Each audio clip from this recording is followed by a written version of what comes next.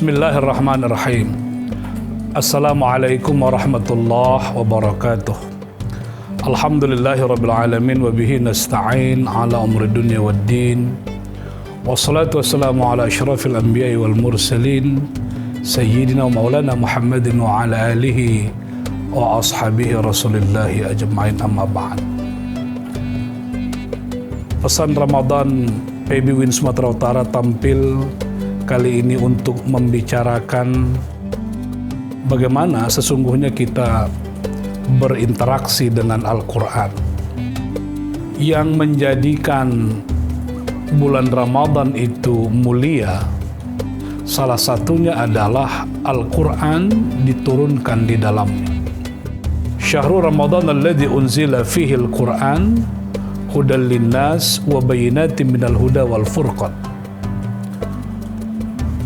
Al-Quran hadir di tengah-tengah kehidupan kita. Dimaksudkan Allah agar Al-Quran menjadi petunjuk, menuntun jalan kehidupan kita agar kita berada pada jalur yang benar. Al-Quran menjadi pembeda antara yang hak dengan yang batil. Al-Quran juga menjadi penjelas segala persoalan yang dihadapi manusia. Masalahnya adalah bagaimana kita menggali petunjuk Quran, bagaimana kita menggali Al-Quran sebagai pembeda, dan bagaimana kita mendapatkan penjelasan-penjelasan Al-Quran. Cara yang paling baik adalah kita harus berinteraksi dengan Al-Quran. Saya teringat dengan Syekh Muhammad Al-Ghazali dan Yusuf Al-Qaradawi. Mereka hidup semasa dan menulis sebuah kitab yang judulnya sama tetapi isinya berbeda. Judul itu adalah Kaifa Nata'ammal Ma'al Quran. Kaifa, bagaimana nata'ammal, kita berinteraksi bersama Al-Quran.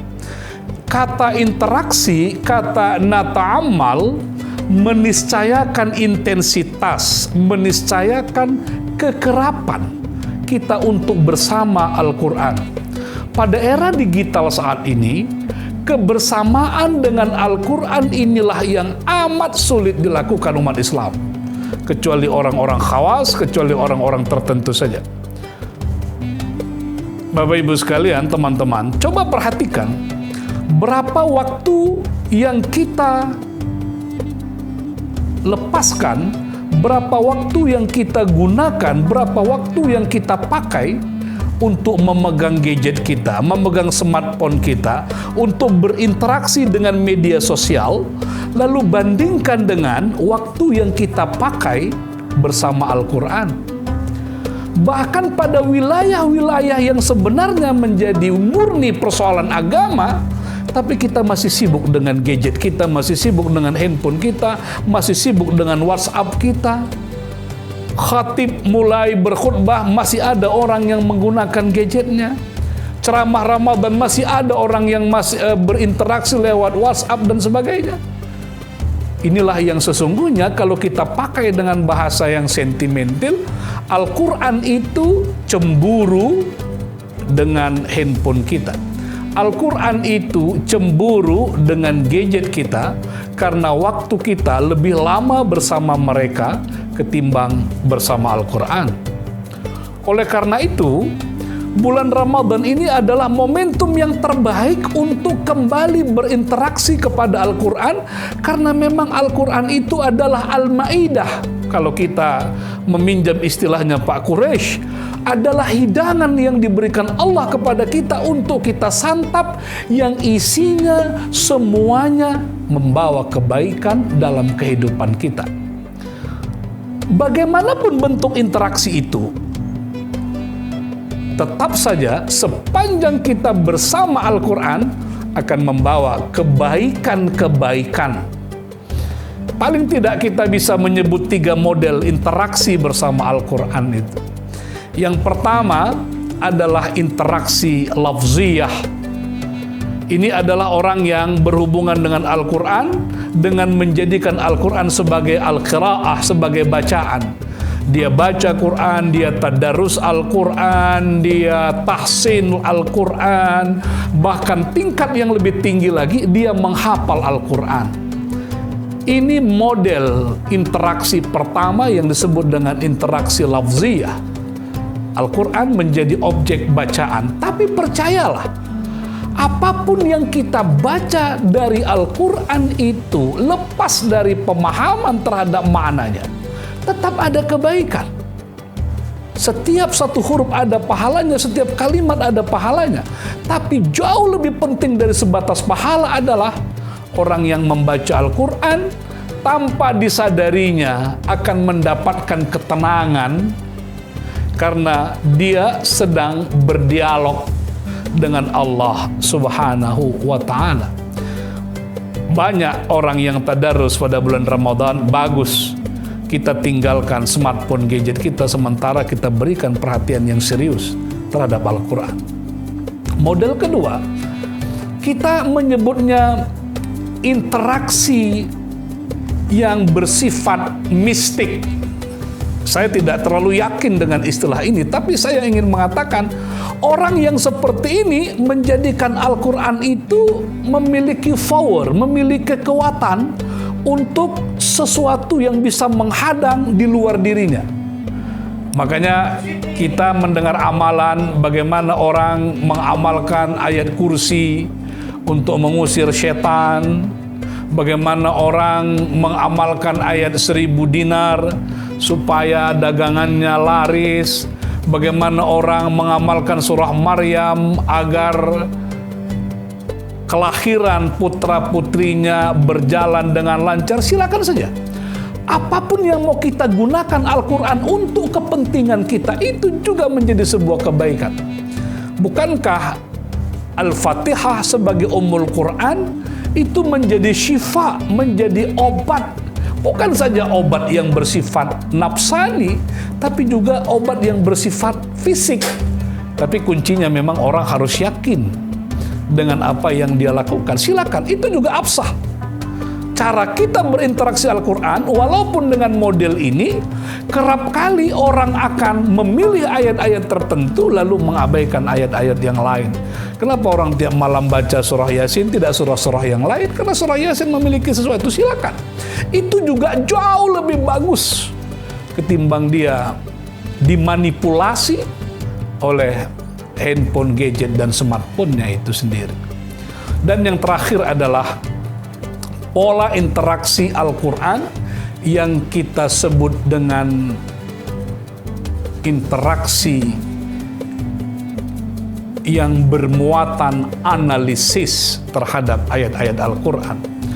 Tentu, fungsi Al-Quran sebagai hudan, sebagai petunjuk, sebagai furqan, itu hanya mungkin kalau kita melakukan analisis. Oleh karenanya, ketika membaca Al-Quran, di dalam rasio kita, di dalam akal kita, di dalam otak kita, itu selalu muncul pertanyaan-pertanyaan yang itu tidak bisa dijawab tanpa melakukan riset, tanpa melakukan penelitian.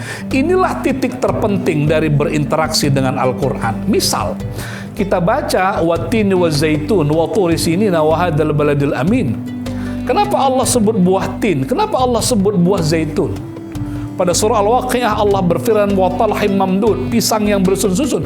Kita tidak akan bertemu jawaban-jawaban itu kalau tidak melakukan analisis dan kajian. Dalam konteks ekonomi misalnya, Allah berfirman wa halallahu al-bai'a wa harrama riba. Allah menghalalkan jual beli dan mengharamkan riba. Itu muncul pertanyaan besar dalam konteks ekonomi, kenapa jual beli itu menjadi halal dan penting? Kenapa riba menjadi terlarang? Ini tidak bisa dijawab tanpa riset-riset, tanpa analisis-analisis yang mendalam. Oleh karena itu, bagi orang yang berinteraksinya terhadap Al-Quran itu bersifat ilmiah, maka Al-Quran itu menjadi sumber ilmu pengetahuan. Kita sepakat Al-Quran bukan kitab ilmu pengetahuan, tapi Al-Quran adalah sumber ilmu pengetahuan. Manakala kita membaca ayat-ayat Al-Quran terutama ayat-ayat sains, itu yang muncul adalah dorongan yang kuat untuk mengembangkan ilmu pengetahuan. Disinilah sebenarnya kunci yang paling penting kalau kita ingin bangkit bersama Al-Quran. Bagian terakhir yang ingin saya sampaikan adalah dalam satu hadis Nabi SAW bersabda, Iqra'ul Quran, bacalah Al-Quran, fa innahu ya'ti yaumal qiyamah. Al-Quran itu akan datang pada hari kiamat, syafi'an li ashabih, memberi syafaat bagi sahabat-sahabatnya. Apa makna syafaat? Syafaat ini adalah rekomendasi.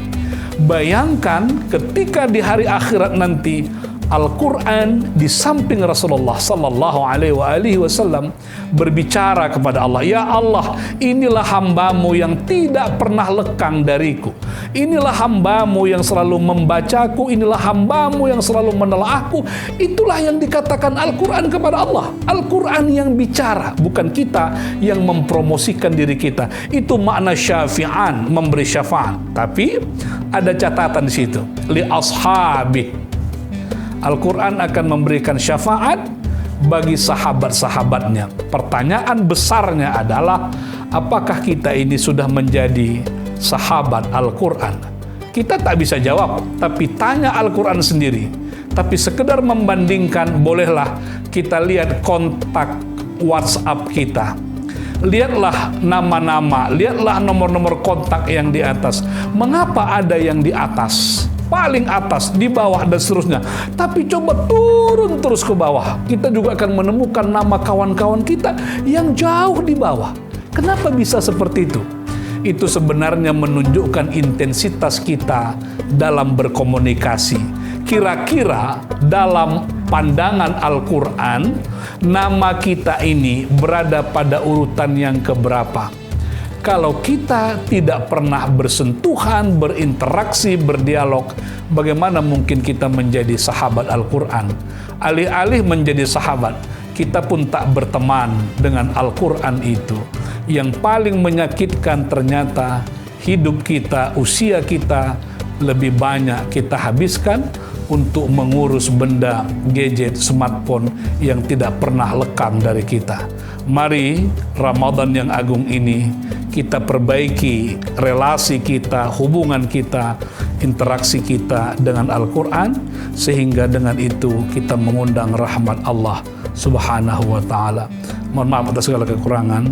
Terima kasih atas perhatiannya. Assalamualaikum warahmatullahi wabarakatuh.